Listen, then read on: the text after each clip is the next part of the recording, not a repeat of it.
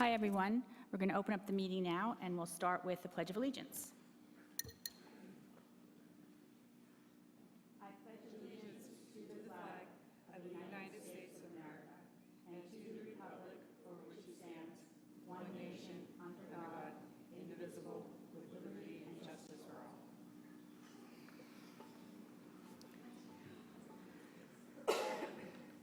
It's not quite as good as the tree, but... So as you can see, we're short a few board members tonight, so some of them are a little on the chatty side too, so maybe we'll get to go through this really quickly. I didn't say that. I didn't say it. There were no reportable actions taken in closed session. Are there any statements of abstention? Any adjustments to the agenda? None. Board member requests for information? I need approval of the minutes. Move approval of minutes. Second. That was Director Gonzalez and seconded by Director Christoph. Roll call vote, please. Director Gonzalez? Aye. Director Christoph? Aye. Director Close? Aye. President Jay? Aye. Okay, now we move on to public comments of items not on the agenda. The public is invited to address the board regarding items that are pertinent to the district but not listed on this agenda. Speakers are limited to 3 minutes each. The board shall take no action or discussion on any item not appearing on this agenda, except as authorized by law. Should a member of the public have comments that pertain to a complaint against an employee of the district, the board advises that the matter should first be pursued using the appropriate district complaint procedure. So I have a few cards here, and we're going to start with the first two speakers pertain to item F1, Sheila Force, followed by Mark Harvey. Don't we do those at the item? F1. Oh, wait, you know what? I just made a mistake. This is public, we're going to wait to the agenda item. Yeah, I'm confused, not you. You have one comment. Right. I'm getting so excited about how quickly we're moving through. I messed up.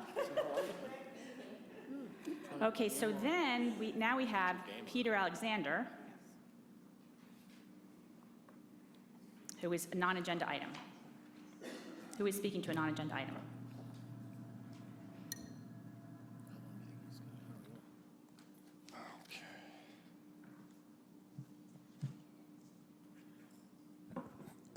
Good evening.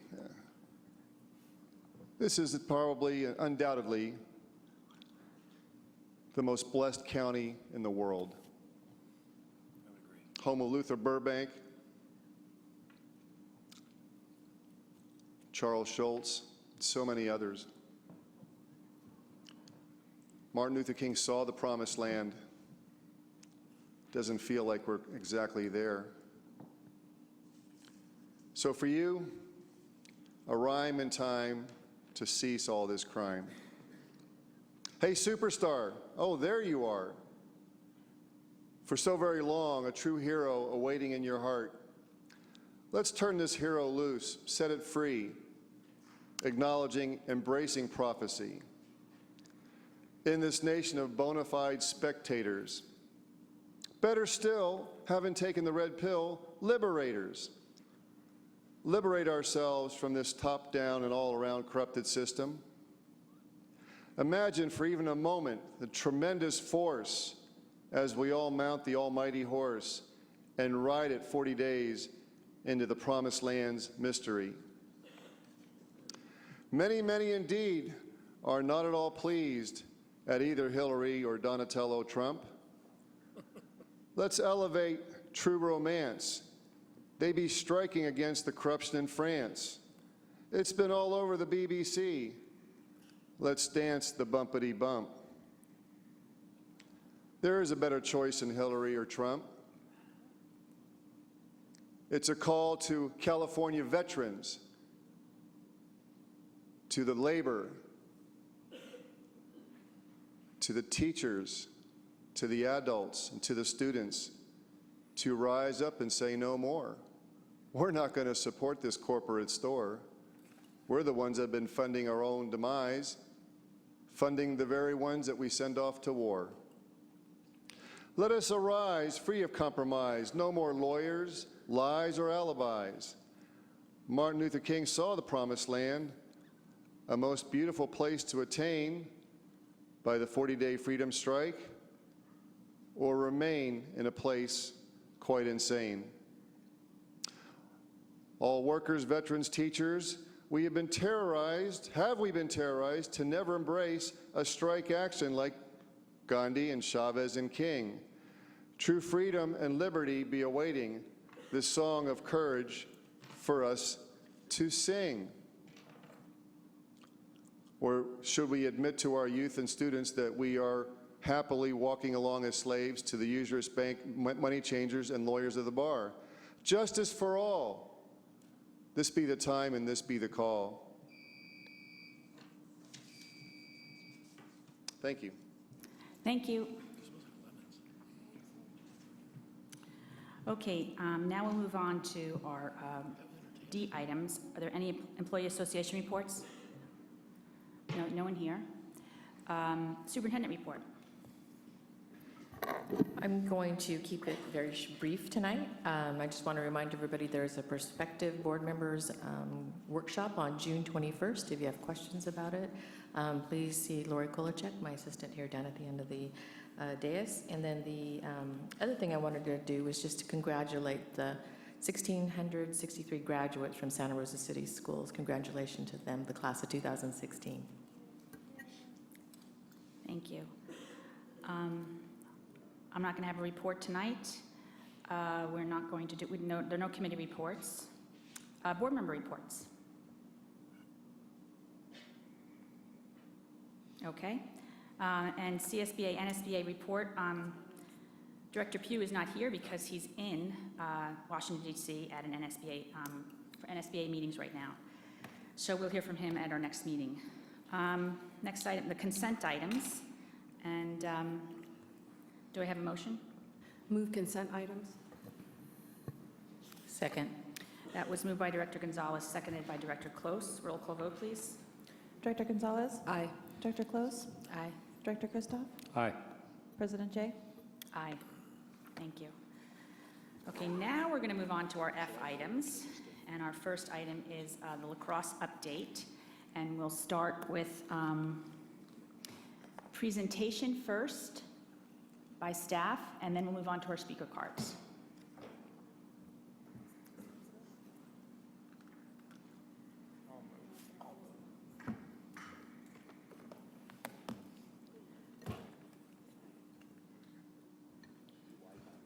This is a discussion item only.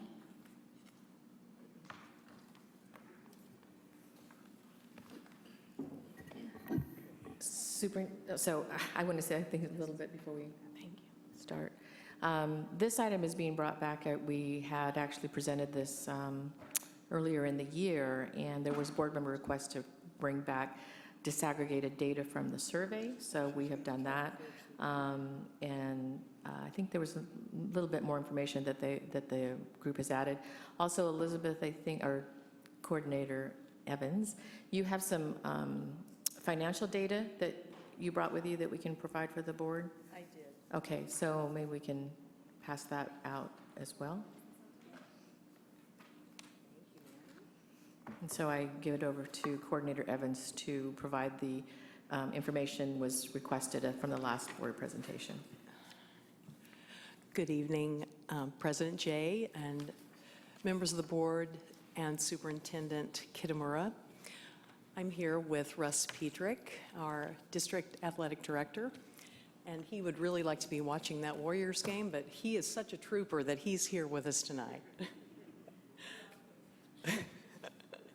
So we're going to update some information regarding lacrosse for you this evening. And this report is going to include updated, disaggregated data on the athletic interest survey that was given to high school students. It's now disaggregated, so it's by gender. So we have information about boys and girls. We'll provide some information about the most popular sports, some information about local lacrosse programs, and then some updated information on our concussion management, because that affects if we, when we add sports, that's just, more athletes that are, that need to be concussion tested.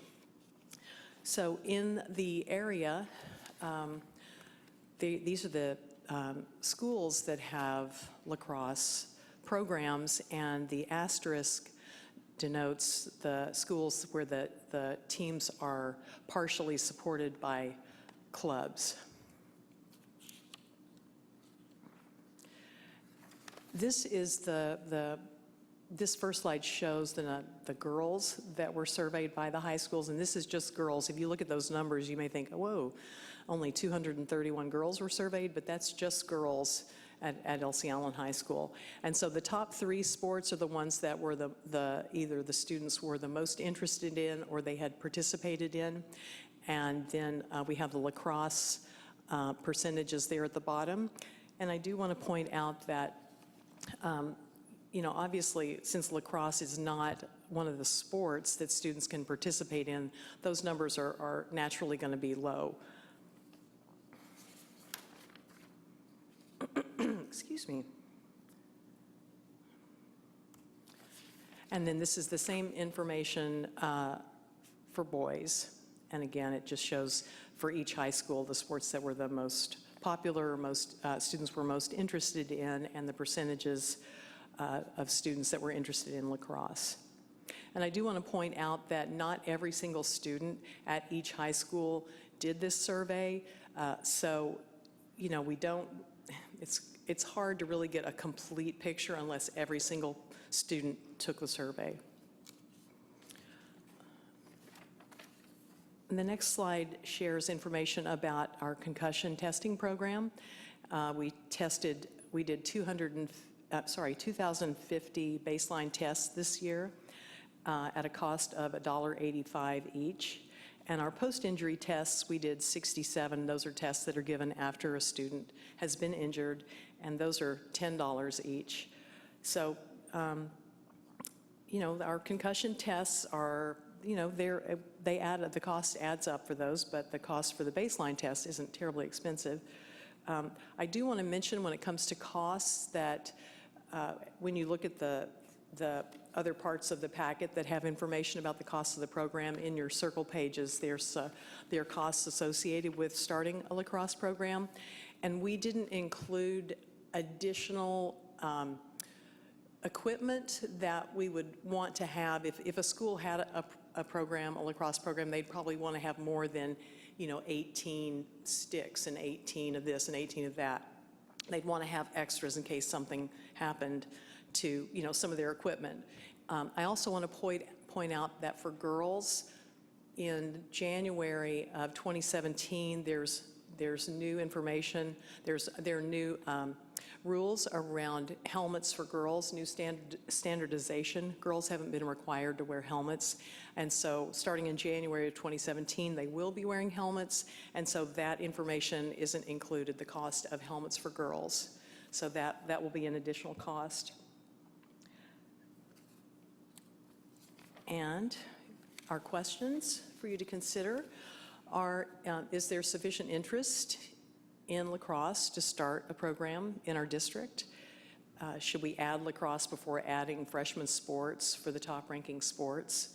There's been a lot of interest in the past about freshman football. I know that's kind of gone back and forth. And then if we did choose to have lacrosse, how could it be sustained? So that is our report. And do you have any questions? Before I turn it over to the board, I'd like to give our speakers an opportunity to speak, and then the board has heard from everybody by the time we speak. So we're going to start with Sheila Force and Mark Harvey, followed by Mark Harvey. Good evening.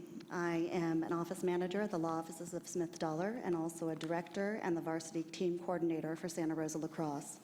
Tonight, I stand before you as the mother of 2 sons at Montgomery. My boys love lacrosse, and like many of their friends who already play for their high schools, want to play for theirs.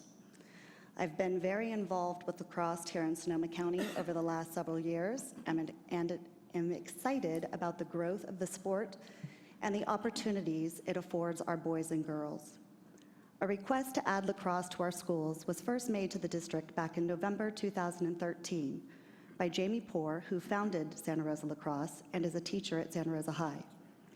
In September 2014, I reached out to administration at Montgomery, as well as the district, and have been actively involved since that time. Santa Rosa Lacrosse first presented a request to the board back in December 2014. A year later, in December 2015, the district reported back to you, and now here we are again a year and a half later. A new sport has not been added to Santa Rosa City Schools for over 40 years. It's time to reestablish protocols so that we can move forward. We are hopeful that that time is now. Lacrosse is growing fast and has a strong presence in our area. My boys both play on several teams here in Sonoma County, and like many of their teammates who also attend Montgomery, want to play for their high schools the way that many of their friends on the recreational teams get to. Our administration, staff, boosters, parents, and other students all support lacrosse.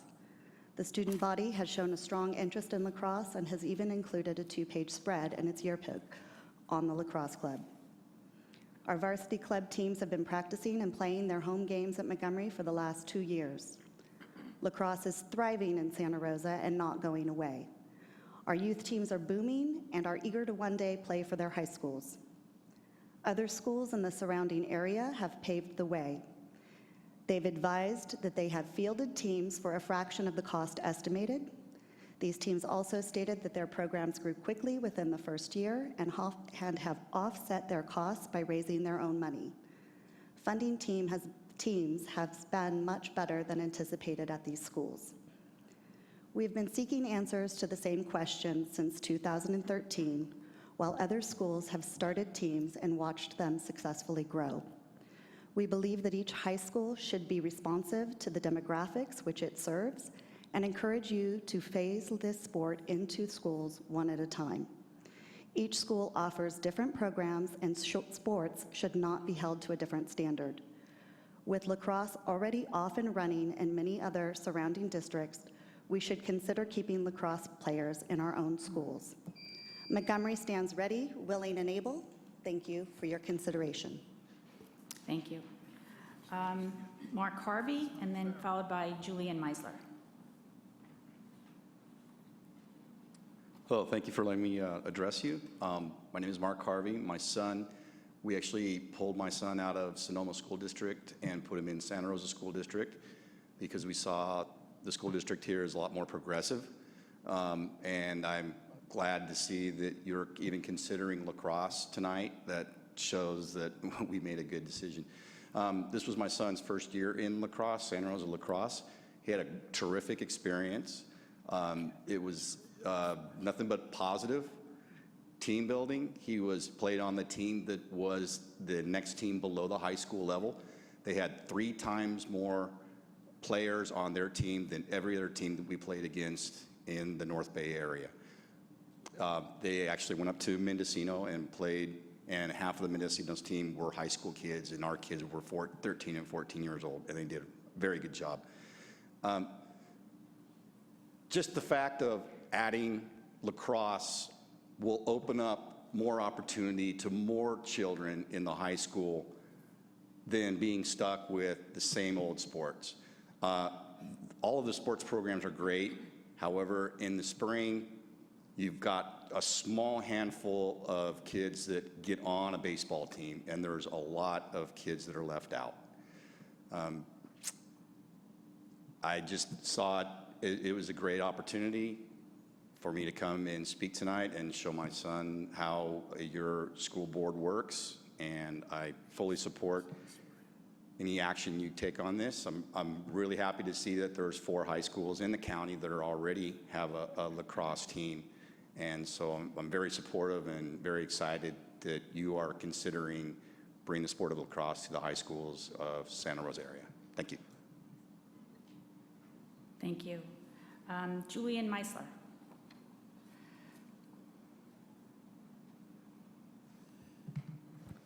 Good evening.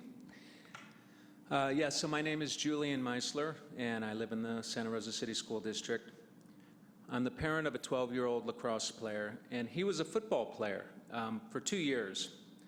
But as a parent that is pretty well aware of the risks that young brains can suffer from repeated hits, especially in football, I was compelled to bar him from playing. My wife, too. Not from playing, but from letting him play. But for my son and for many other kids, contact is actually quite fun and allows for an incredible mental and physical release. And so here comes lacrosse, a game growing exponentially in popularity across the country that elegantly mixes finesse, athleticism, team play, and contact in what I would consider a safer manner than football in this case. And it's a game that I can feel okay letting my son play. It's a game that he loves, and it's an alternative that we need in the Santa Rosa City schools. Maybe it starts at 1 or 2 schools, whatever it takes. Let's bring this outstanding sport with a long history to our high schools. We're not breaking new ground here. We're not taking risks. We're following an accepted and popular movement to allow our high school students to compete at a high level in the same manner that they can enjoy football, baseball, soccer, and the like. I realize that there is a financial burden, but I think you're well aware that just like with all the other sports, parent involvement and fundraisers are going to help carry that burden. Lacrosse would be no different, and I urge you to take steps to bring this to our district. Thank you. Thank you. I don't have any other speaker cards on this issue, on this topic. I do want to thank all the parents and community members who wrote to us on our website talking about this item and giving us their input. We really appreciate that involvement. At this time, I'd like to turn it back over to the board for any questions or comments they'd like to make on this topic. Ron? Oh, Laura? I have a couple of questions. One, on circle page 2, the other schools in the county that have lacrosse are listed, and 3 of them have asterisks: Petaluma, Casa Grande, Rancho Cotati, and it says that they're partially supported by lacrosse clubs. What does that mean? That means that the equipment, officials, is supported by the club team, and the schools are supplying the finances for them to be a member of the North Coast section in the CIF. They're paying the dues, but everything else is paid by their lacrosse club. Another question, I'm not that familiar with high school sports, so says that a total for 5 schools initial cost, circle page 6, is approximately $200,000. So I was wondering, how does that change then the following year when it's no longer, the initial year? I'm assuming that's more expensive. What are we looking at for the following years? Well, it does take the initial, from my understanding is that it's about 3 years that it takes for a program to really get up and running. Obviously, there's that initial cost of, the uniforms and the nets and the sticks and all the various things. So that would be the first big cost, and then after that, the costs really do kind of slow down, and by the 3rd year, it would be hoped that the program could not require as much money, that it would, be supported by Gates, certainly. But there's the concern of, if the programs are getting supported by the clubs, what if not every school has a club? So what would happen for those schools that don't have that parent support? But yeah, the initial cost is great, but then it would slow down. And then my last question is, you just mentioned, how much does it cost to be in the league? I don't think I see that here. I didn't notice that. It's the dues that you have to pay for the league and for North Coast section and CIF. And that changes from year to year.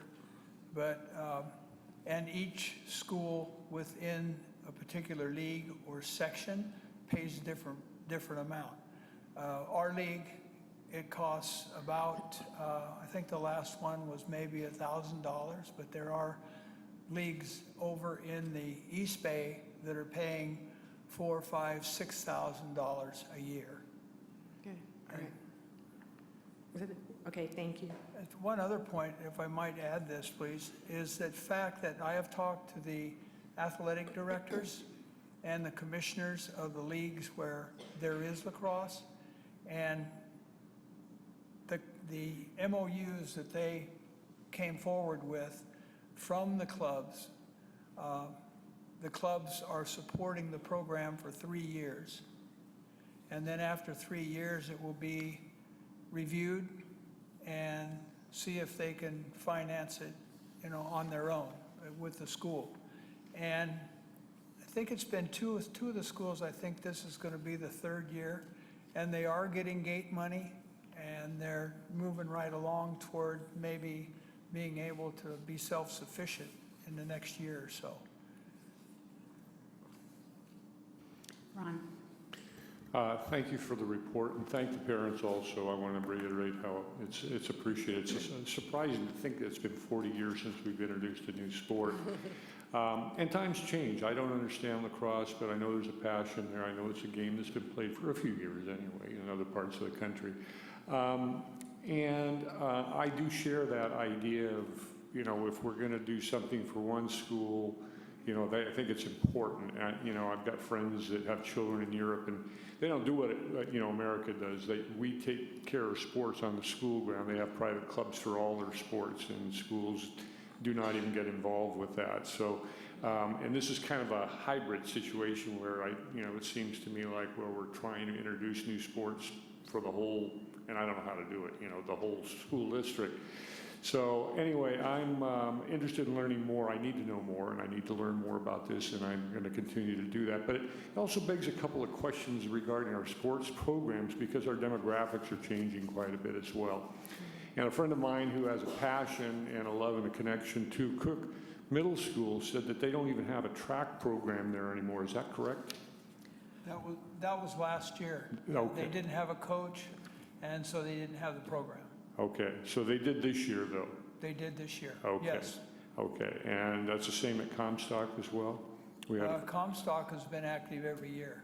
Okay. They have a nice program for the kids. Okay, and then how about, do we have soccer programs at our middle schools too? No.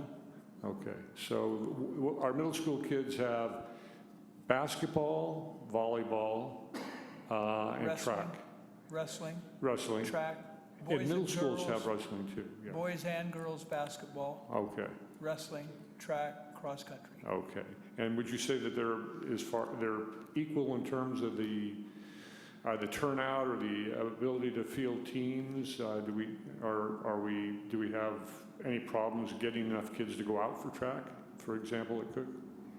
Not necessarily. It has more to do with, like, Cook has had really good program, and then the coach decided that he wasn't going to coach again, so 1 year they didn't have any track, and then this year they were rebuilding again, and they had a pretty good turnout. Okay. So we just need to provide good coaches for these people, and that's a very important thing. Okay. And do we have enough coaches for the lacrosse folks? Well, we'd have to, I don't know. We would have to have 5 coaches. And more than that, we'd have to, if we had junior varsity, we'd have to have 10 coaches. Yeah. Unless one coach wanted to coach both of them, which would be a problem because he couldn't coach the teams together. No. They would have to, practice separately. So I don't know. Sheila might be able to answer. Could we get 10 lacrosse coaches if we needed 10 lacrosse coaches? We have coaches, and we've talked about this, I know, throughout the years about phasing this in and making this. Could you use a microphone, please, so everybody can hear you? Thank you. It's hard to come in at this point and comment on this because we've been talking about this for 3 going on 4 years now about how we could assist as a club with, if we could phase this in one at school at a time, we could get coaches, we could develop a team where there are players, and it would be successful. I know CASA is no longer using their memorandum of understanding through their district. They are fully support themselves as a team. I've talked to many of the coaches, and they've They've all moved on, and their teams are raising their own monies, and it is substantially less in the second year. The first year is where all the startup costs are. Coaching is an issue in this area, but there are more and more coaches getting certified and trained every year. So 10 coaches today, no. But you won't have 10 teams at all 5 districts on day one. It just wouldn't happen. Okay, thank you. Thank you. Ron, you're done? Thank you. Thank you very much for your input, appreciate it. Jen? The issue of coaching was one of my questions, so thanks for addressing that. I think lacrosse is a great sport, and it's in lots of ways. But it would have to pencil out for me. And the last time we talked about this, my understanding was that the clubs were going to pay, and definitely startup, we're going to take on that obligation and pay for some period of time. But now that's not part of this report, so I'm wondering what happened to, is that still an offer on the table, or? It was to the point where it would, there was a possibility that the clubs would help out, as they do in Petaluma and Roanoke Park. And as far as the sport being self-sufficient, I talked to the athletic director, and he said that they're not on their own yet, that they're still under the MOU.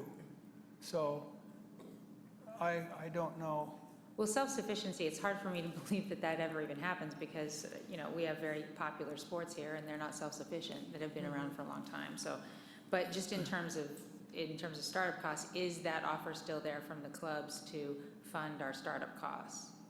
I don't know. That would be something we'd need to ask the clubs. Can I just say one thing?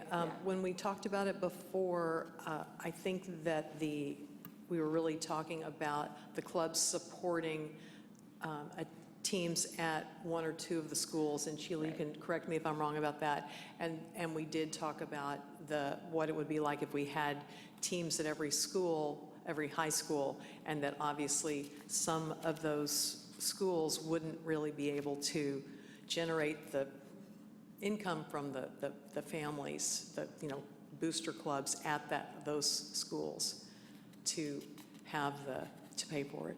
So we're kind of at that place. Right. That is a tough, I mean, that's I think, and I recall now that was the discussion at the last meeting, because that's my problem with it, is that I wouldn't support adding any sport at just 1 or 2 of our high schools, or 3. I would, it's either sort of all or nothing for me.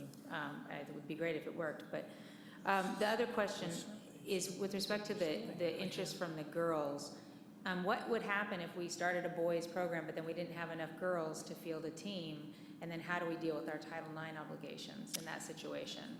Yeah, if we don't have the players, we don't have the players, but we would need to keep trying to, start one of those teams. This year, we have a new requirement where by January 30th, we have to have on our website, we have to list all the sports that we have and the number of girls and boys that are playing those sports, so that information is very public, which is important for Title IX. We all need to be aware of sports that are more popular than others, and are we doing what we can, our due diligence, to make sure that our girls are participating in sports or have the opportunities. And so I think we'll have kind of a better idea about what's going on with girls, and we can get that information out there, the public can see it. I don't know about what the future would bring. A lot of girls did express interest in lacrosse from the survey. I was in some schools, it was pretty strong. So maybe for girls it would be a strong sport. Thank you. And also, I know down in Marin County, Tamalpais District, they started out with 1 boys varsity and one girls varsity team. They didn't have multiple teams right off the bat, and they were funded by the parents down there. And it seemed that now they have varsity and JV, boys and girls, because it's going to grow. There's no question in my mind about it. It's a great sport. And it's just the idea of, you know, being able to finance it. And I think for 5 schools to finance all those teams would be difficult. What's our history on how you go about starting a sport? I mean, our sports have been in existence for a long time. I don't know what the history is, but we do have the 5 high schools. We're not Mount Tamalpais. I don't, with all respect, I mean, that's a basic 8 district. They have lots of money, the parents do. And we don't have that situation here. So what has been our past policy on how we create a sport? Because what I'm hearing up here is we believe we should be able to do it give all kids at all our high schools the same opportunities. And I'm hearing you, Russ, saying that, you know, it's an up-and-coming sport. And things change. Maybe kids aren't interested in one sport anymore, they want to move to something else. And I think we're all willing and wanting to hear about that. At the same time, we can't do everything at once. Later on in the evening, we're going to get a report on our budget report. And our 3-year projections are not good. So for us to be starting up a program that's going to cost us over $1 million, right? If you go all 5 schools, I'm seeing from your report here. What's been our past practice? Because what I'm hearing is we want to do it. If we're going to do this, we go in all the way in all schools. What's been our past practice?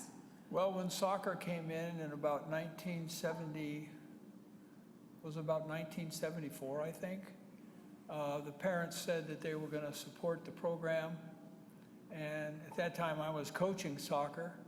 And we ordered uniforms, everything. And it didn't pan out that they had enough money, which kind of showed us that in the future, we better have the money before we have the sport, because the schools ended up picking up the cost.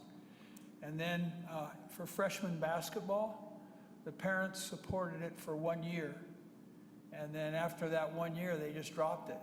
And then the schools had to come up with the money. Each individual school and their programs had to come up with the money. Then tried to get freshman football in, I think it was 2010.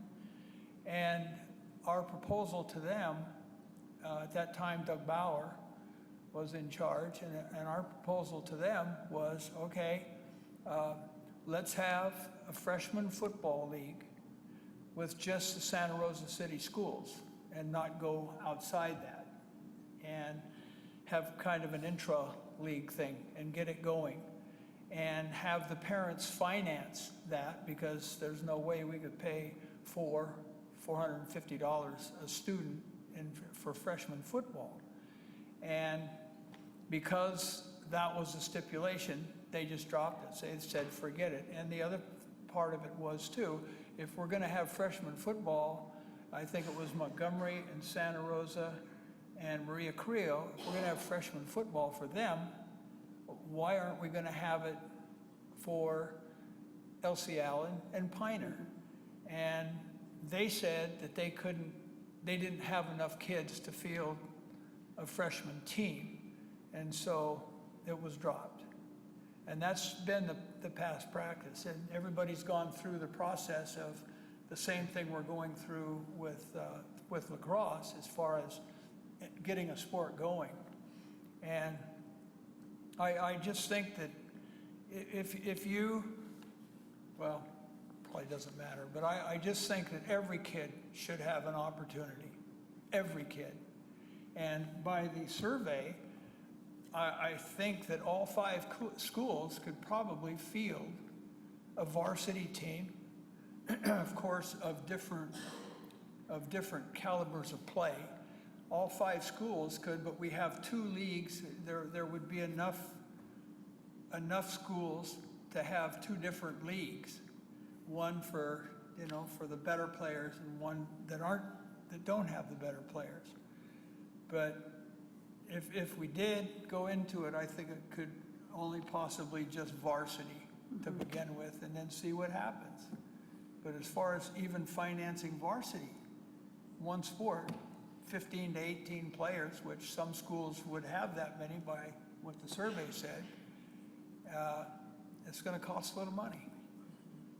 And if you were asking about what our process is for bringing up Yes. a new sport, Russ and I have been doing some research, and we did find a great template from another district, another state actually, and it fits really well with what we've been doing in kind of a, an informal way as a district. And so what we would like to do is bring that to the board for, to recommend that we use that as a protocol for approving sports, because we don't really have anything like I that. know, makes it difficult. Jen, you want a follow-up question? Yeah, I do. Just one follow-up question. You might not know the answer right now, but I would be interested to know, the popularity of all of our existing sports right now. Like, do we have any sports teams that are just sort of limping along? Like, do we need to look at our sports program as a whole and, whether or not it's time to make changes? Like Director Jay said, that, times have changed, different sports have, increased or decreased in popularity. And so I think it'd be easier for me to make decisions about this if I had a better idea of the whole picture. What's thriving, what's not, how much it costs per player, in different sports, and how many, sports are impacted, how many sports are just barely hanging on. Yes, when you, excuse me, Russ, when you see that, that information that we'll put up by June 30th, it does list how many players, and say in some cases there are some sports that are, they just, at certain schools, they just don't have a huge interest. Well, to follow up with that, I think that the survey information here, you said it's very difficult to survey students. Well, perhaps we need like a little bit, what would you call it, a PR program around this, and kind of get the kids, maybe through the student government or whatever, to take this matter more seriously. Because when we have funding issues, and we really then want to direct our funds where they're most desirable to our students. So if this program is something that the kids want and we can change something out, as Jen suggested, I see it as the only feasible way to do this, because I'm hearing unanimously, and I know there's only 4 of us here tonight, but that we're very, very interested in having equity across our schools. Mr. Peters, you're saying the same thing. And to hear the level of excitement, every kid should have that opportunity to make that choice, whether or not they want to have an opportunity to play on that team. And while I appreciate the willingness of clubs to help us along, as a district, it's up to us to make sure that we're serving each one of our students or giving them the opportunity. So that's what you're hearing up here. So if somehow we could get a better, much higher rate of participation in these surveys, it will help us make our decision about where to direct our funds. This is only a discussion item tonight, but I think that, I hope we've given you some good information about where to go from here. And I know that parents are losing patience with us, but as I said, we're dealing with budget issues at the same time, and that's not looking good, and I'm not exaggerating. So I'm trying to be very realistic here and give you realistic expectations. So I think this is something we want to hear back about, and there's certainly the interest in the public, and from certain students, I'd like to know how many more, and if we need to let some things go, because there's not enough interest anymore. Is there anything else? I would also be interested, and I would like my team to meet back with the lacrosse folks, because when we initially got the numbers, I believe, for the costs of the equipment and various items that were needed at that time, I've heard subsequently that maybe the costs are not quite correct, and so I'd really like to get actual numbers of, and it's got to be a part of the formula when we bring it back to the board, actually what will it cost to field a team. So I did hear that, so I think we need to have that. I think we need a clear picture, too, about the MOUs and what's really happening with the other school districts, because I'm hearing a little bit of different things there. And I think that what I'm also, I did hear the same thing, President Jay, that you heard, that I think we need to look at this. I think it's something that our community wants us to take a look at as having an option. I think on the flip side of that, we have to look at the fiscal side of it and also the equity side of it. So that's what I heard. So I'd like my team to come back together and bring that back to the board, but meet with the lacrosse folks to get actual numbers and make sure that our numbers are correct. Okay, thank you. We'll do that. Thank you. Okay, now we will move on to F2, which is College and Career Centers update by Debbie Bettini.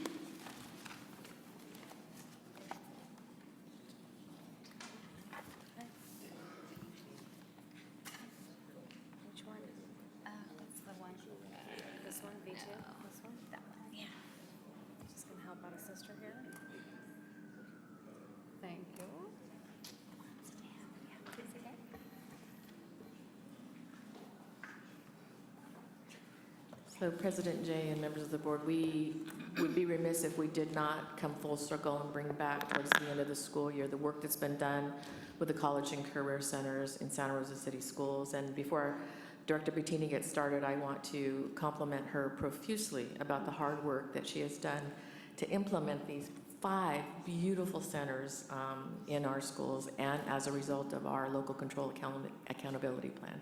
So Director Bettini. Thank you. Good evening, President Jay, Superintendent Kitamura, members of the board. I am pleased to provide all of you an update on our college and career centers. But before I begin, I would like to introduce Larez Bailey. She's the Director of College and Career Readiness from Social Advocates for Youth. And later on in the presentation, she'll be discussing the work her and her team completed in our district to support work-based learning through the Northern California Career Pathways Alliance.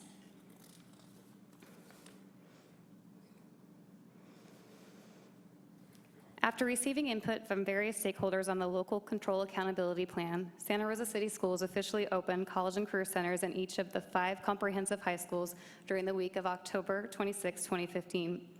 At the end of the presentation, we'll be showing a video from the grand openings, which is very exciting. And each college and career center are staffed with full-time LCAP college and career counselors, and their names are listed up on the screen, as well as a part-time LCAP college and career counselor is providing additional college and career services to students and families at the district's continuation high school.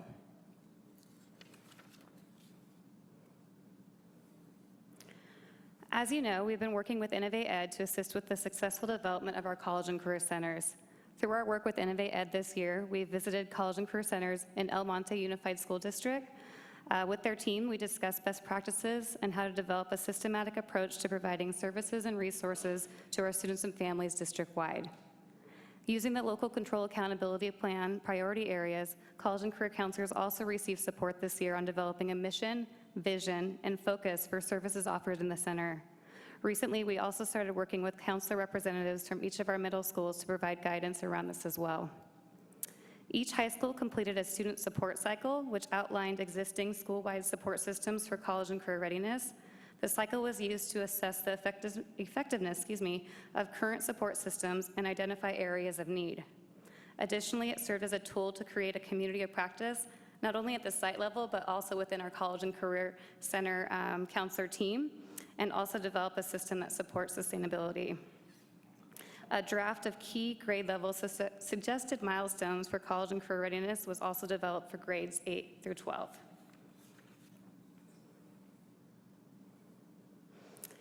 This year, we also formed a college and career center implementation team to provide input and guidance surrounding the types of services offered, potential partnerships, and resources for each of the centers. The team consists of college and career counselors, post-secondary, and community partners, as you can see on the screen as well.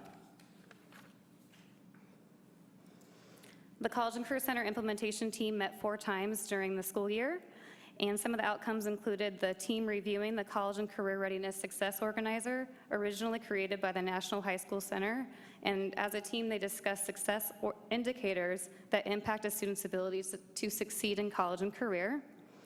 We also reviewed data from the College and Career Center survey that was available for students and parents and guardians to complete prior to the center's opening, and the team provided recommendations on potential strategies and resources to meet identified needs.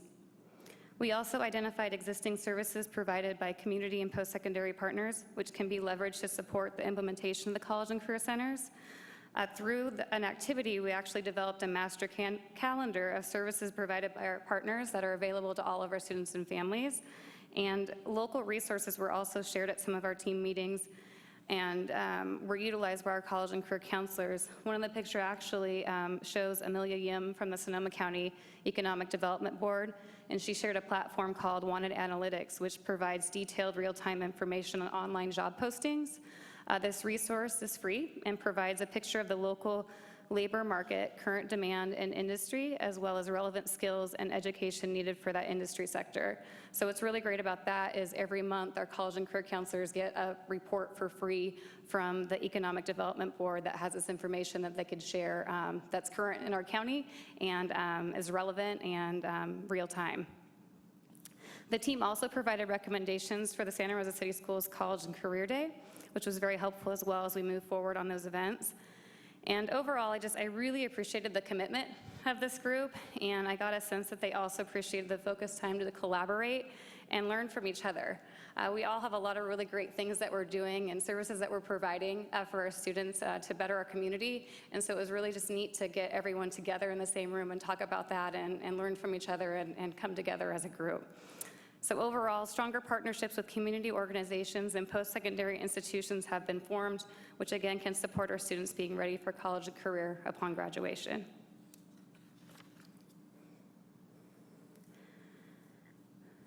In addition to opening up the doors to the College and Career Centers, we also implemented Naviance, which is an online college and career academic platform utilized to assist students with career exploration, academic planning, and college and career preparation.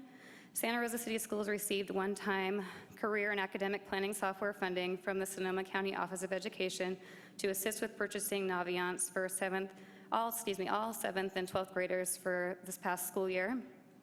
The college and career counselors have been providing support to secondary sites with utilizing Naviance, and there's been excellent overall student usage of the platform thus far. A few highlights include, as of May, we had 18,705 student visits, and so that's how many times kids have logged in since we started, which is exciting. Students have completed Strengths Explorer, career interests, and career cluster assessments. Students are utilizing the Colleges I'm Thinking About tool to identify prospective post-secondary institutions they may want to attend based on their interests. And there's also a Family Connections feature which is being utilized to increase student engagement through providing additional communication regarding college and career activities and resources such as scholarships, available college representatives visits, things like that.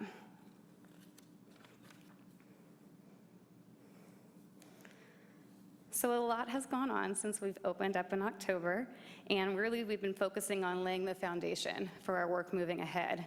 And so as far as next steps goes, next year we're going to continue our work with Innovate Ed. College and career counselors are in the revision phase of the student support cycle. They have been working with their site teams to identify school-wide priority areas and indicators for data collection to transform their student support cycle into a site-specific college and career center implementation plan. We're also going to continue the support of an integrated approach for college and career readiness. We don't want the College and Career Center to become a place, ultimately. We want it to become an integral part of what's going on at the campus. And so we're going to really work towards that and assist college and career counselors with making it, again, an integrated approach and also creating alignment with the site's success plan, so the single plan for student achievement, which ultimately aligns to our district's LCAP. So we're really being strategic in how we're doing all of that work. And then also we're going to continue collaboration amongst all stakeholders to meet the needs of our students and families. This includes the college and career counselors meeting as a team, meeting with their site teams, creating stronger alignment with the middle schools, and forming stronger partnerships with community organizations and post-secondary institutions. As proposed in next year's LCAP, we would like to partner with 10,000 Degrees to facilitate a financial aid campaign in each of our high schools. The focus is going to be on the completion of the FAFSA, the free application for federal student aid, or the California DREAM Act, to provide students access to additional resources so they can continue their education beyond high school. Our goal is 100% completion next year, and that is going to be achieved through variety of activities. We're looking at doing rallies, parent and family information sessions, and class support to complete the application. In regards to work-based learning, we'd like to expand those efforts. And for the past year and a half, the Sonoma County Office of Education contracted with Social Advocates for Youth to serve as work-based learning coordinators to support integrated pathways in the Northern California Career Pathways Trust Alliance. And Santa Rosa City Schools work-based learning coordinators supported pathway teams implementing the linked learning approach at LC Allen, Montgomery, and Pioneer High. Beginning July 1, SCO will transition the current work-based learning support provided to assist districts with developing their own system to sustain this work. As proposed in the 2016-2017 LCAP, we would like to leverage the resources provided by SCO to continue the work with SAY began through the grant and expand it to all of our high schools. The SAY work-based learning coordinators would work closely with the college and career counselors to provide work-based learning services to all students, not just students that are currently in the grant, in programs that are in the grant. At this time, I'd like to invite Lorez to discuss some of the goals of work-based learning and share some of the highlights and outcomes of their work in their district thus far. Thank you, Debbie, and thank you for the opportunity to present to the board today. I have to say before I begin, as a member of the College and Career Implementation Team and able to really see the impressive work that's gone in the College and Career Centers firsthand, I just want to say just compliments of getting those centers together, but seeing how they really have become active, lively, vibrant areas on the high school campuses has been really impressive. So let me start with that. Thank you. So Social Advocates for Youth, College and Career Readiness Program, and specifically the work-based learning services are aimed at supporting Santa Rosa City Schools' LCAP and strategic plan of interactive and relevant learning, student wellness and engagement, and college and career-ready graduates. Our goal is to insist in the preparing of students in success in careers and post-secondary education and expose students to career options for their future and providing opportunities for skill development. So what is work-based learning and why is it important? Work-based learning is a specific educational approach that by design links learning in the workplace to learning in school. It's to engage students more fully and intentionally promote their exposure to access to future educational and career opportunities. Work-based learning connects what students learn in school and the skills and knowledge needed for real-world careers. And I have to say that's just a really beautiful compliment to the college and career counselors that are already in the centers. Students apply their classroom knowledge to real-world problems, which is a key component of Common Core state standards. In work-based learning programs, students have the opportunity to explore potential career options. They can ask questions of professionals working in the industry and get an inside view of what different careers may look like. Work-based learning programs help students identify career interests and skills by providing connections to industry professionals and opportunities to see firsthand. And whether a student knows right out of high school or after college, do know what they want or don't want to be, but we know that there's certain skills and soft skills that are important and they're transferable in school, work, and life. Things like creative problem solving, conflict resolution, communication, and teamwork. Through partnerships with local businesses, students can link their curriculum to the world of work, develop skills and habits and attitudes that will prepare them for success. So there's stages of work-based learning, and that drives the work that we do. So there's learning about work, there's learning through work, and there's learning for work. And these experiences are driven by a work-based learning continuum. So beginning with career awareness, for example, a company tour. And when I say a company tour, I don't mean we just walk you through the facility and now you've had a tour. It's really about learning all the different aspects that exist in businesses. Sometimes young people think, well, all there is sales, and they don't realize there's marketing, there's human resources, there's IT, there's marketing. So we want to make sure that they get to see all aspects, but also having people who work in the industry come and talk about their journey and how they got where they got, because once again, students always think, you always knew what you wanted to do. You probably knew what you wanted to be when you grew up, and so it's an opportunity to learn about journeys and how people get where they are, and that they don't necessarily know what they want to be when they grow up.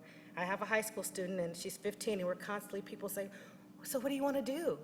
What do you want to go to college for? It's almost a ridiculous question to ask someone who's 15 or 16. So this is really about that awareness. So back to career awareness, guest speakers, career fairs, and then moving into career exploration, informational interviews, that opportunity to sit and talk with someone one-to-one and ask about what their job is really like, and mentor, and online career discussions and job shadows, and then career preparation, mock interviews, having that opportunity to go through that interview process with an industry person and freak out about it so that you can have that first opportunity, so when it really is about the job or college prep or college interview, you've had the experience, and then internships. But what we really say our work is about answering that question students always have of, why do I have to learn this? So why? How does this benefit students? It helps them develop a realistic outlook on the educational and skill competencies it takes to enter the workforce.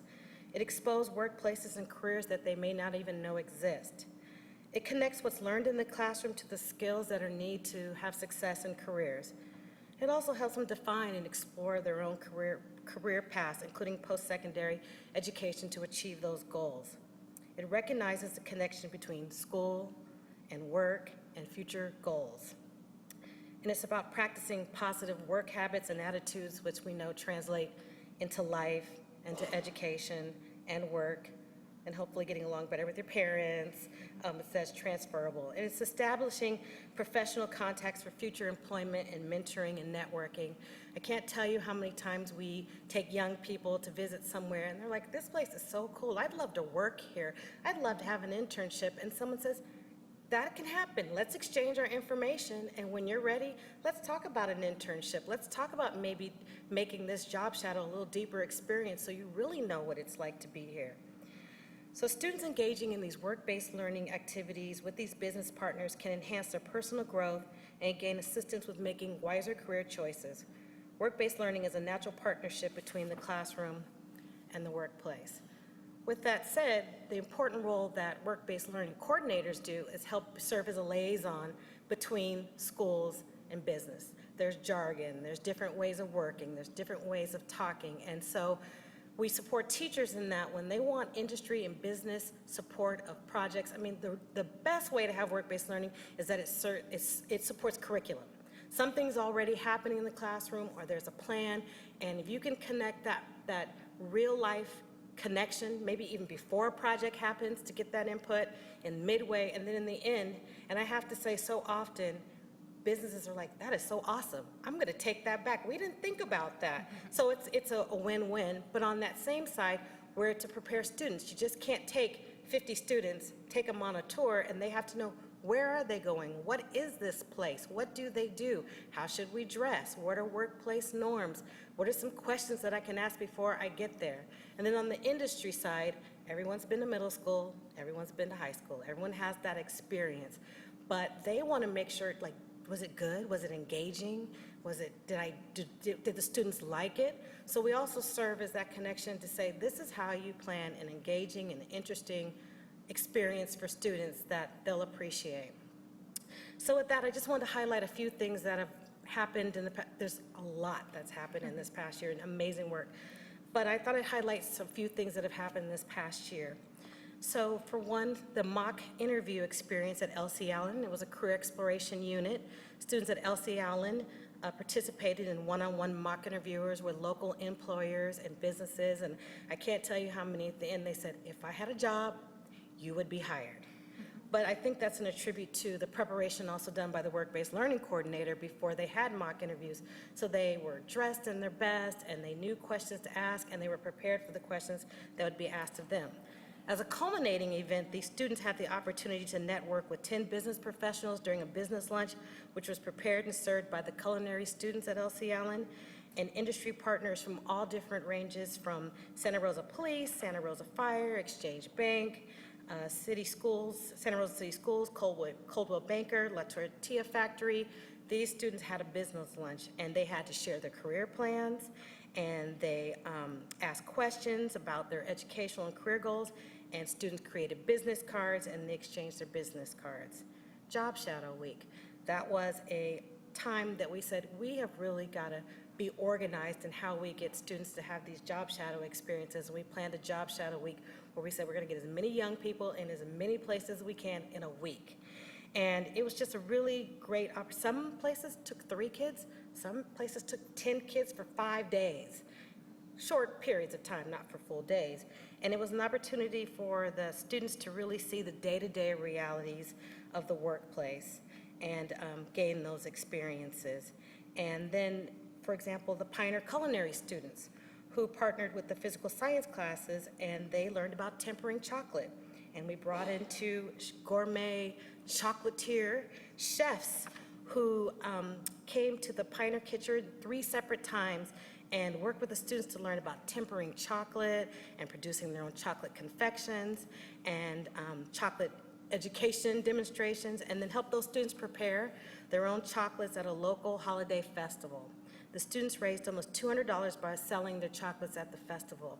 So this is just kind of a snapshot of some of those things that can happen. But I think the most important thing about this work is that when kids graduate, they have some idea what what they want to be when they grow up. Even though as adults, we're still trying to figure out sometimes what we want to be when we grow up, but they have more focus and direction. So if they are going to post-secondary or they're working, they have an idea of the career opportunities, but the preparation, the training, the education, and the skill sets that it takes to succeed in those careers. Thank you, Loris. So that concludes our College and Career Center update. Before I show the video, I try to keep it together, but I just wanted to thank everyone that was involved to make this happen. They say it takes a village, and it really, really does. And I am incredibly humbled by everyone's passion about the College and Career Centers, everybody's commitment to the College and Career Centers. I'm proud of our College and Career Counselors. Very thankful to our city school staff that helped support getting those off the ground in October, and also very thankful to the board for providing this to our students and families. So with that, didn't lose it too bad. It's our video. Oh, no sound. It worked. I tried it before. Lori? Ready?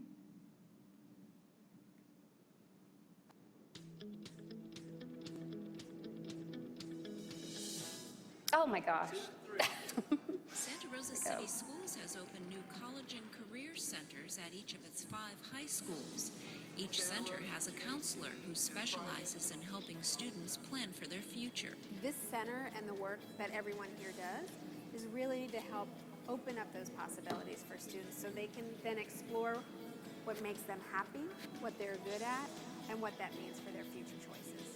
The centers were requested during community meetings with the school board, and the district gave them top priority. So when you have this, something that the board wants to do, and something that the public wants to do, and we have this joining together of efforts, and the quick response in creating this wonderful site, that brings me a great deal of satisfaction as a board member. While students are puzzling out their futures, they can now enjoy a welcoming environment. A student group selected the furniture for all of the centers, and then each counselor tailored the space to their particular school.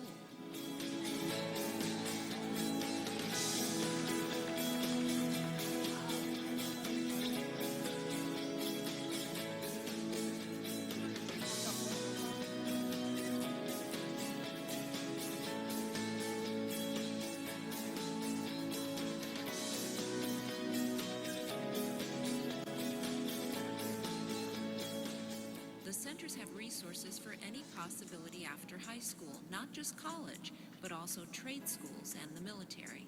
There are so many different post-secondary options that our students can take advantage of, and really we're looking at preparing kids so they have the option to do whatever they choose to do once they leave us within the district. And the College and Career Centers welcome parents and families too. I think this is a great thing. I was excited to see that they were having it. I knew they had a counselor for college and career. I thought, wow, that was awesome, because that's just help, because there's so many options and you can get lost in all the possibilities. Just being able to offer the information is very, very rewarding. Some of the parents that I spoke with today at the grand opening, just mentioning things that I kind of thought were common knowledge that they didn't know about, lets me know that there's a great need in the community. And over here is either accepted, so when they get their mission. My number one advice would be come in, come see us, and check it out. It's a really exciting time for us here in the district. We are Santa Rosa City Schools.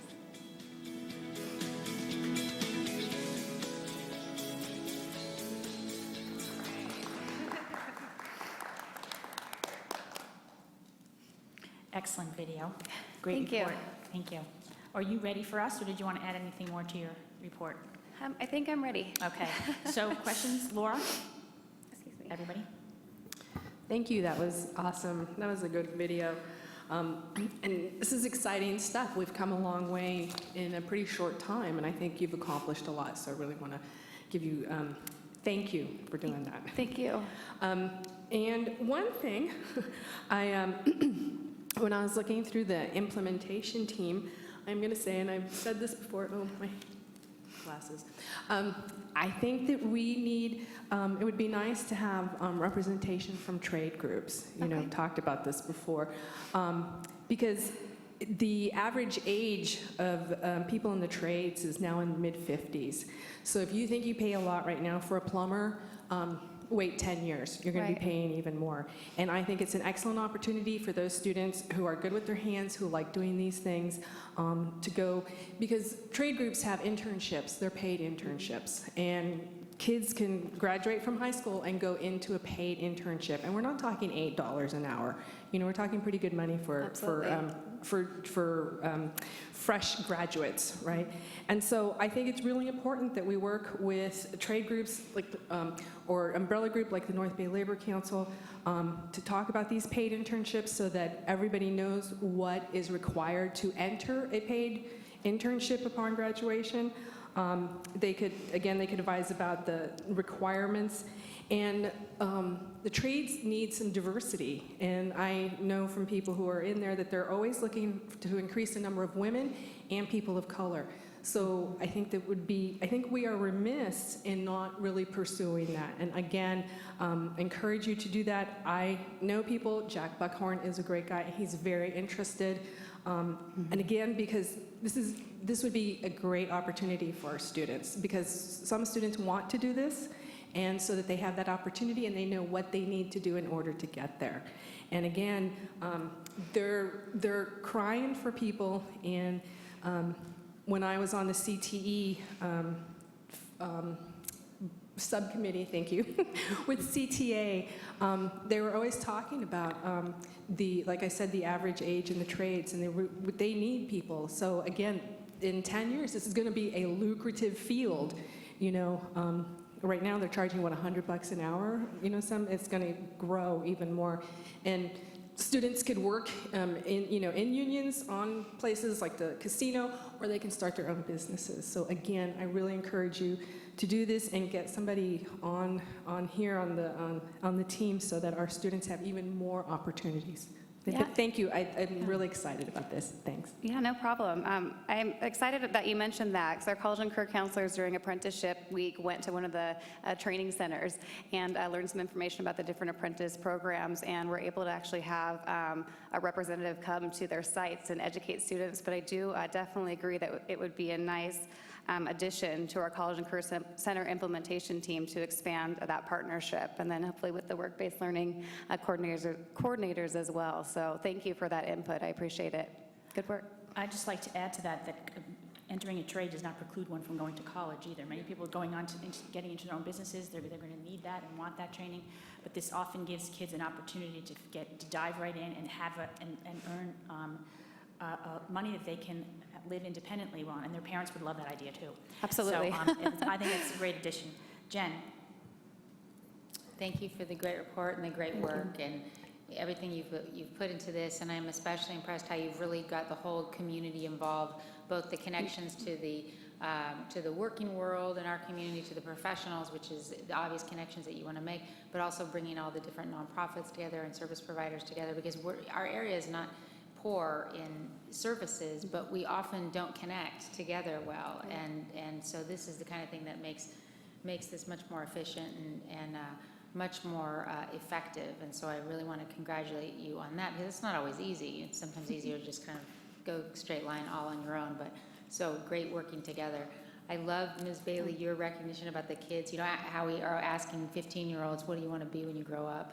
You know, or where do you want to go to school? What do you want to be? And they're like, I don't know. And it is a ridiculous question at that moment. So I love that how you're saying we expose them to adults and their real stories, because their real stories are so rarely a straight line.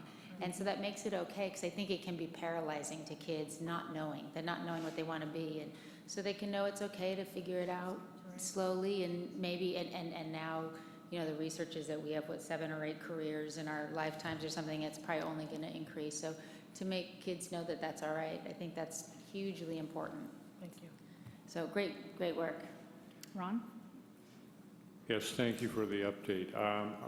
I will chime in and say I've heard a lot of good things about the program from a lot of different sources. I just want to make a couple of points.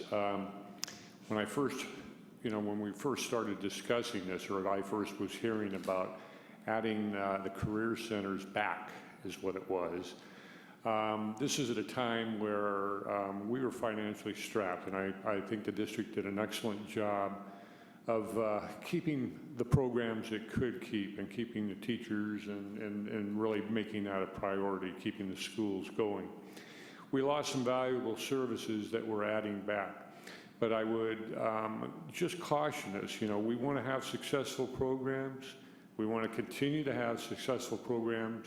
The money needs to be there. The money needs to keep coming in, and this is a state that education has taken a lot of hits.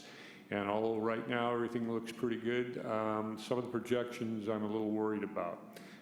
So anyway, funding does make a difference in terms of what we do.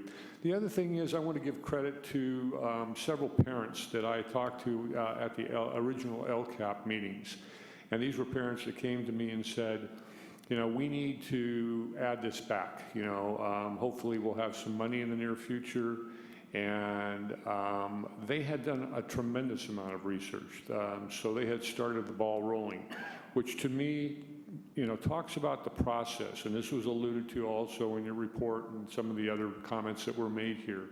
When we work together, when parents and students and teachers and administrators in a district listens to one another, we can do very good things. And so, again, I want to, the originators, as far as I'm concerned, were people who felt a passion, who, out of the goodness of their heart and for want of a better system, were willing to go out and do the legwork. And they did a lot of legwork. So, I, again, laud those people. If you're listening or if you're not, you're still very important to the process. Thank you all. Thank you. This is a great report, really great report. I love it when you said that our centers are active, lively, and vibrant.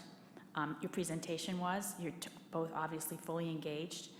Debbie's a crier, so it doesn't take her much, but she cried a little bit here. It's always a good sign. And I like Jen's comments about, and follow up to you too, about how these questions we ask of kids are paralyzing. And I think these centers make it everything much more less traumatizing to them, because they get used to going in there and talking the talk, learning the language, and not being so intimidated that they don't know anything about it. And that leads to greater visiting of these centers, right? And letting kids know that it's okay if you start off in one direction and you change directions. I have a 27-year-old who's thinking about changing directions. It's a little paralyzing, but so it never ends. So to teach these kids at this age, it's okay. You don't know what you want to do. Oh, you changed your mind because you saw that video? Okay, fine. We go over here and talk over here. It's a really good thing. And we just appreciate all the work that's gone into this and the professionalism behind it and the always keeping in mind the impact on our students and how we can best serve them. Thank you. Great report. Thank you. Okay, now we're going to move on to F3, which is the budget overview.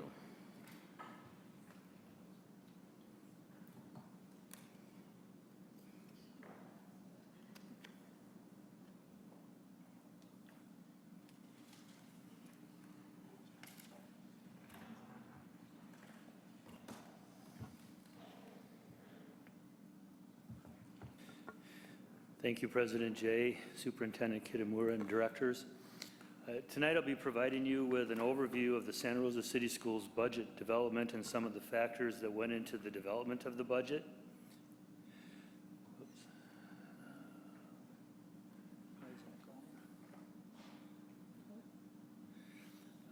Here are some of the purposes of tonight's overview, and one of the biggest factors influencing our budget is the state budget.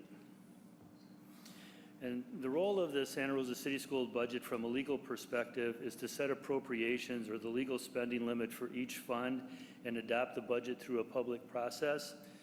And from an internal control perspective, the budget enables monitoring for each of the programs. It helps provide a roadmap. It'll be reviewed continuously by business services and also by the Santa Rosa City Schools leadership. And there'll be periodic status reports to the board, such as the first interim, second interim, and some of the other reports. And the budget is also a financial plan It should reflect the Santa Rosa City Schools priorities. It should be consistent with the prior year plans, and then also is guided by sound financial principles.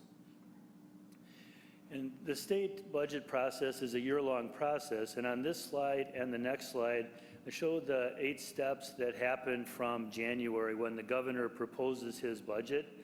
It goes through the Legislative Analyst's Office, and then it also goes through both the Senate and the Assembly budget committees.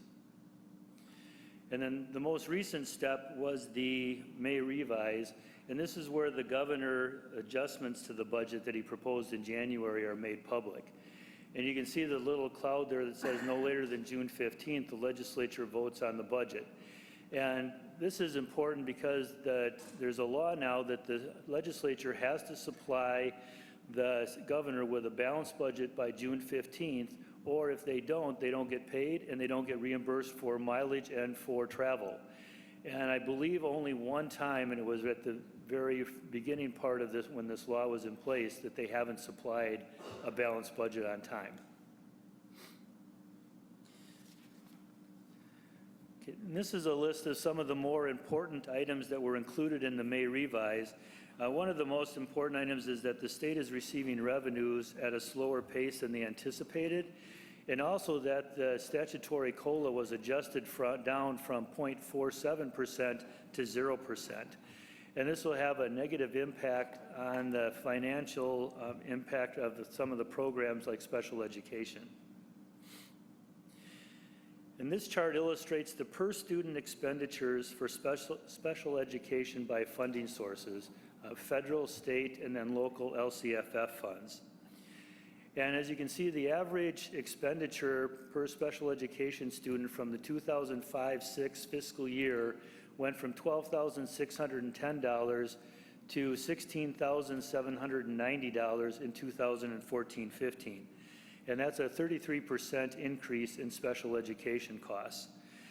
And while the dollar amount that the federal government and the state government are supplying for this has increased slightly, and it's about 3% and 9% respectively, the percentage of the total has decreased. And so that puts increased pressure on the districts to come up with that additional funding. And the funding for the districts has to provide, that's gone up approximately 83% in that time frame from 2005-06 to 2014-15. And then coupled with a 0% COLA, that really puts a strain on district budgets. And in addition to the increased special education costs, the STRS rates are increasing each year as well. And from this year to next year, they're increasing by 1.85%, which is approximately $1.1 million. And here are the rate increases from last year to this year and going into 2021.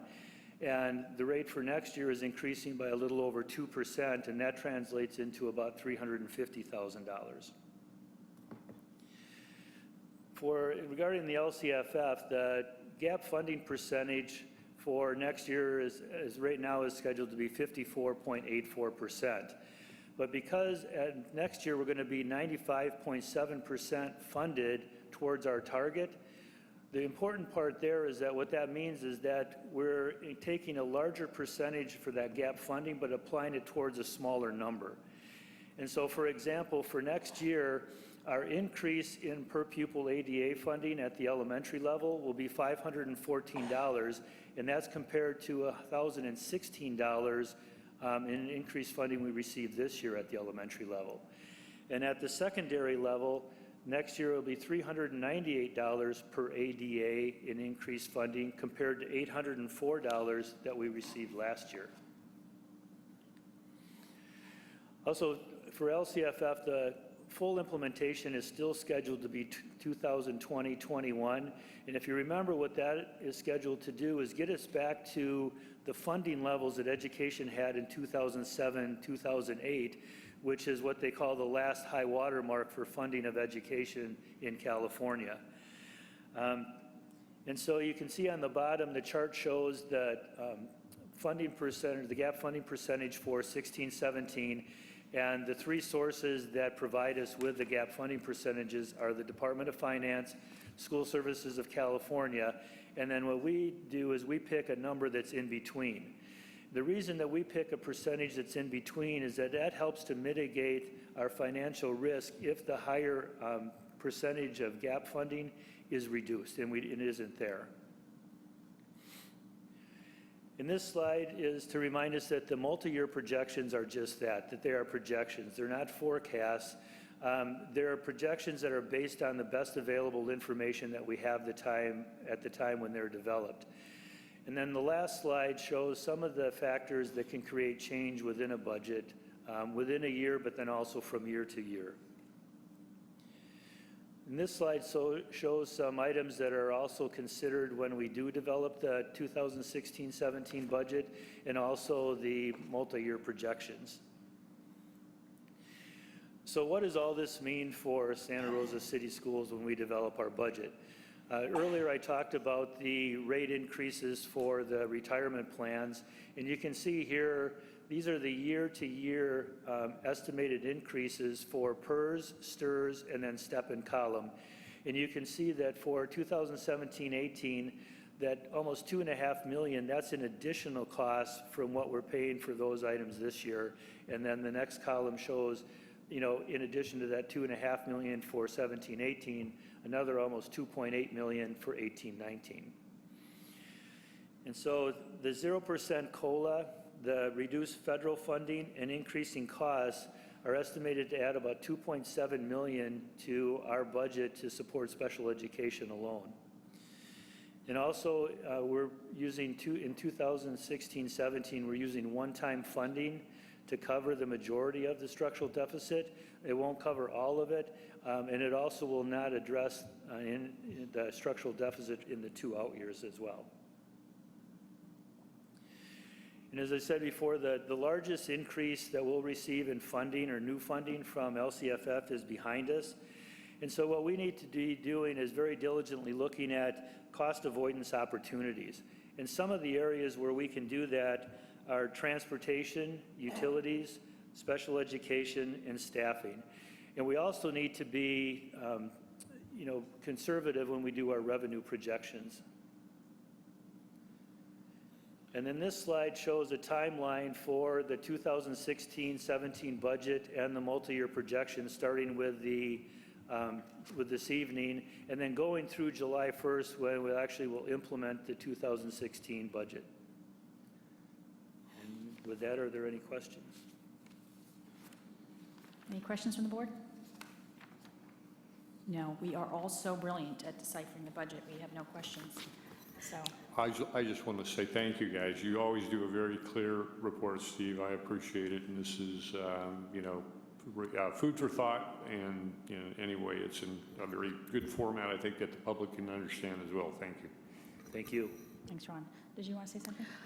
So we prepared this in preparation for the next report, or subsequent report from Carolyn about the multi-year projection.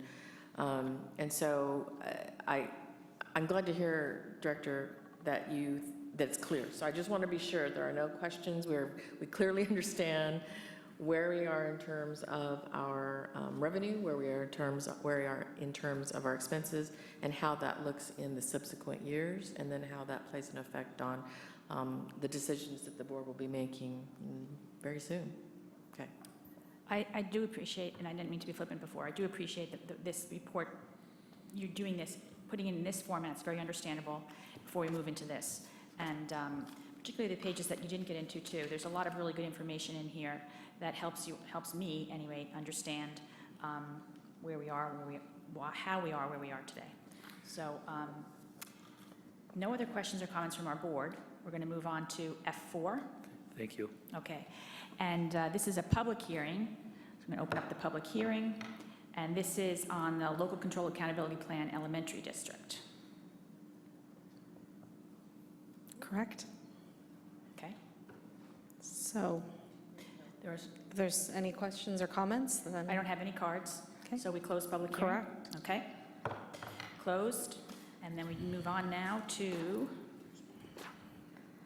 F5, public hearing for secondary. opened. Any comments? Here comes one. Can always count on you. Glad to hear from you. Welcome.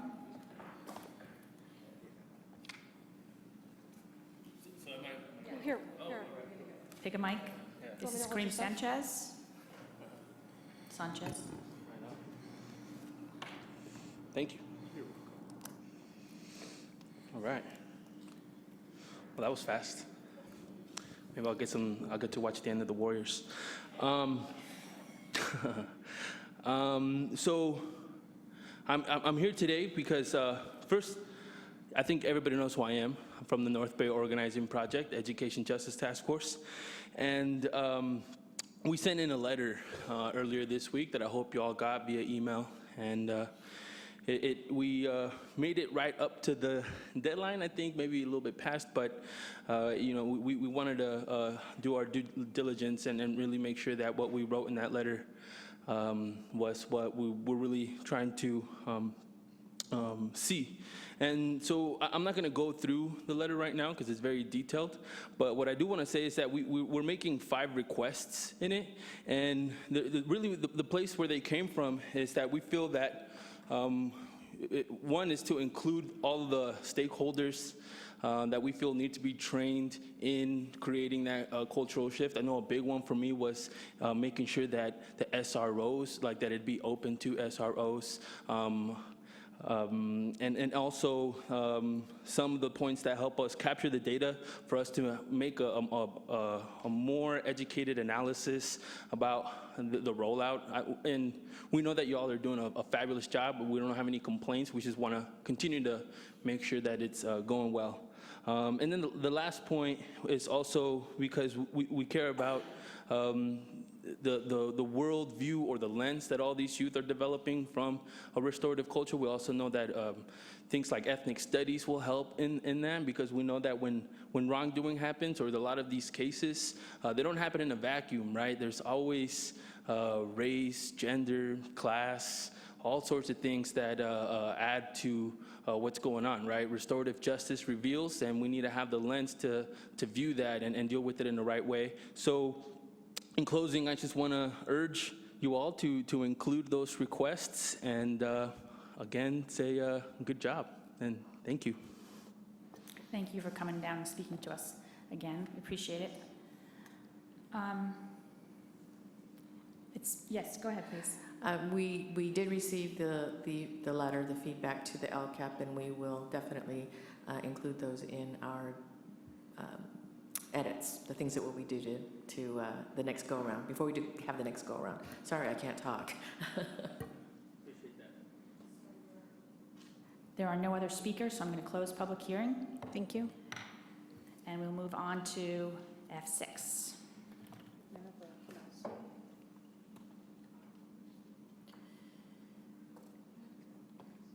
Is it another one? It should be going over here. Thanks, Laura. F6 is another public hearing on Santa Rosa City Schools budget for the 2016-17 fiscal year. Any speakers on this topic? None. We're going to close the public hearing and move on to F7, which is the first reading of board policy and administrative regulation in the 5000 series, student immunizations. I'm done.